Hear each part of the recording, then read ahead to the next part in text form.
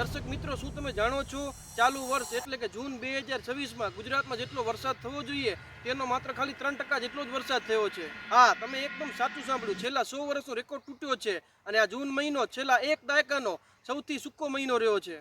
ખેડૂત મિત્રો અત્યારે ચિંતામાં છે કે હવે ચોમાસું ક્યારે જોર પકડશે, પણ ઊભા રહો, હવે ચિંતા કરવાની કોઈ જરૂર નથી, કારણ કે હવામાન વિભાગની સૌથી મોટી અને લેટેસ્ટ અપડેટ આવી ગઈ છે। ગુજરાત પર એક બે નહીં પણ એક સાથે ત્રણ મોટી હવામાન સિસ્ટમો સક્રિય થઈ ગઈ છે, જેના જોડાણના કારણે આગામી 6 થી 7 દિવસ સુધી આખા ગુજરાતમાં ગાજવીજ અને તોફાની પવનો સાથે સાર્વત્રિક વરસાદી માહોલ જોવા મળશે। આજે આપણે આ વિડીયોમાં એ જ વાત કરીશું કે આ 3 સિસ્ટમો કઈ છે, જૂન મહિનામાં વરસાદ ઓછો કેમ થયો અને હવે તમારા જિલ્લામાં ક્યારે અને કેવો વરસાદ પડશે। માટે આ વિડીયોને તમે છેલ્લે સુધી જરૂરથી જોજો, જેથી કરીને કોઈ ઉપયોગી માહિતી રહી ના જાય। સૌથી પહેલા વાત કરીએ કે આખરે જૂન મહિનામાં શું થયું હતું। 30 જૂન 2026 સુધીના હવામાન વિભાગ અને સરકારી રિપોર્ટ અનુસાર ગુજરાતમાં ચાલુ વર્ષે સરેરાશ માત્ર 27.53 mm વરસાદ પડ્યો છે, જે મોસમના સરેરાશ વરસાદના માત્ર 3.04% જેટલો જ છે। સામાન્ય રીતે જૂન મહિનાના અંત સુધીમાં 104 mm વરસાદ થવો જોઈતો હતો, પરંતુ વાસ્તવમાં ખૂબ ઓછો વરસાદ નોંધાતા રાજ્યમાં 82% થી લઈને 84% સુધીની વરસાદની મોટી ઉણપ જોવા મળી રહી છે। તેના મુખ્ય 3 કારણો કયા હતા, ચાલો સમજીએ। પહેલું, ચોમાસાના આગમનમાં વિલંબ।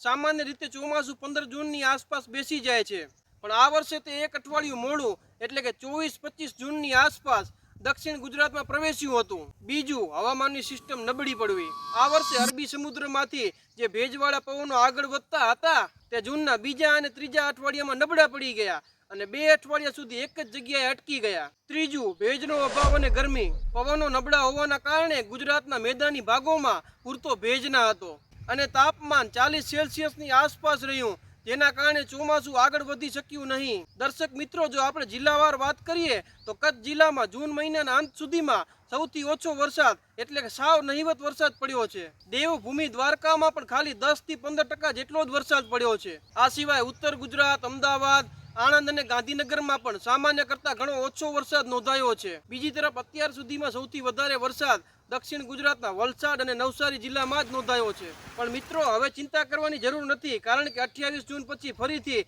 ચોમાસું શરૂ થયું છે અને ખાસ કરીને 2 થી 4 જુલાઈ દરમિયાન વરસાદનું જોરદાર વધવાની પૂરી શક્યતા છે। હવામાન વિભાગના જણાવ્યા અનુસાર એક સાથે 3 મોટી સિસ્ટમો સક્રિય થઈ છે। પહેલી સિસ્ટમ છે સાયક્લોનિક સર્ક્યુલેશન। સેન્ટ્રલ પાકિસ્તાન અને નોર્થ રાજસ્થાન પર એક મજબૂત ચક્રવાતી પવનોનું ક્ષેત્ર બનેલું છે, જે ગુજરાત તરફ ખૂબ જ મોટા પ્રમાણમાં ભેજ મેકી રહ્યું છે। બીજું, મોસમી ટ્રફ। તેલંગાણા અને તેની આસપાસથી પસાર થતી એક વરસાદી લાઇન સક્રિય થઈ છે, જે વરસાદને વધુ વેગ આપશે। ત્રીજી સિસ્ટમ છે વેસ્ટર્ન ડિસ્ટર્બન્સ। ઉત્તર પશ્ચિમ ભારતમાંથી આવી રહેલા આ પવનો ચોમાસુ વરસાદના પવનોને ડબલ તાકાત આપશે। જ્યારે આ ત્રણેય સિસ્ટમો એક સાથે ભેગી થાય ત્યારે આખા રાજ્યમાં વરસાદનો એક મોટો માહોલ બનશે। હવે તમારામાંથી ઘણા મિત્રો પૂછશે કે અમારા જિલ્લામાં ક્યારે વરસાદ આવશે, તો આગામી 5 દિવસનો રોડમેપ જાણી લો। દક્ષિણ ગુજરાતના વલસાડ, નવસારી, ભરૂચ, તાપી, ડાંગ, સુરત અને નર્મદા જેવા જિલ્લાઓમાં ગાજવીજ અને 40 થી 50 પ્રતિ કલાકની ઝડપથી ફૂંકાતા પવનો સાથે ધોધમાર વરસાદ પડી શકે છે અને નીચાણવાળા વિસ્તારમાં પાણી ભરાવાની પૂરી શક્યતા છે। હવે વાત કરીએ મધ્ય અને ઉત્તર ગુજરાતના અમદાવાદ, ગાંધીનગર, વડોદરા, બનાસકાંઠા, સાબરકાંઠા, પાટણ અને મહેસાણા જેવા જિલ્લા વિશે, તો શરૂઆતના 2 દિવસ છૂટાછવાયા વિસ્તારમાં હળવોથી મધ્યમ વરસાદ રહેશે, પરંતુ 3જી, 4થી અને 5મી જુલાઈએ વરસાદનું જોર વધશે અને ઉત્તર ગુજરાતના મોટા ભાગના વિસ્તારોમાં સાર્વત્રિક વરસાદ પડવાની પૂરી શક્યતા છે। હવે વાત કરીએ ભારતનો સૌથી મોટો જિલ્લો કચ્છ અને સૌરાષ્ટ્ર વિશે। અત્યાર સુધી સાવ કોરા રહેલા આ વિસ્તાર માટે રાહતના સમાચાર આવી રહ્યા છે। કચ્છ અને સૌરાષ્ટ્રમાં 1લી અને 2જી જુલાઈએ માત્ર દરિયાકાંઠાના ભાગોમાં જ ઝાપટા પડશે, પરંતુ 4થી અને 5મી જુલાઈના રોજ સિસ્ટમ આગળ વધતા કચ્છ, મોરબી અને સમગ્ર સૌરાષ્ટ્રમાં વાદળછાયા વાતાવરણ વચ્ચે સારો એવો વરસાદ પડવાની પૂરેપૂરી શક્યતા છે। તો દર્શક મિત્રો, જૂન મહિનામાં વરસાદે ભલે આપણને રાહ જોવડાવી, પણ જુલાઈ મહિનાની શરૂઆત આખા ગુજરાત રાજ્ય માટે સારો એવો વરસાદ લાવે તેવી શક્યતા દર્શાઈ રહી છે।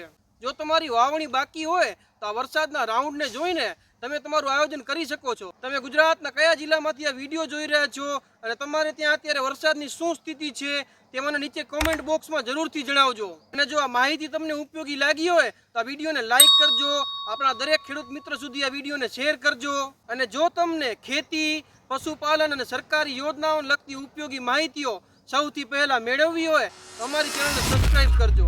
ફરી મળીશું આવી જ ઉપયોગી માહિતીઓ સાથે. ત્યાં સુધી બધાને રામ રામ.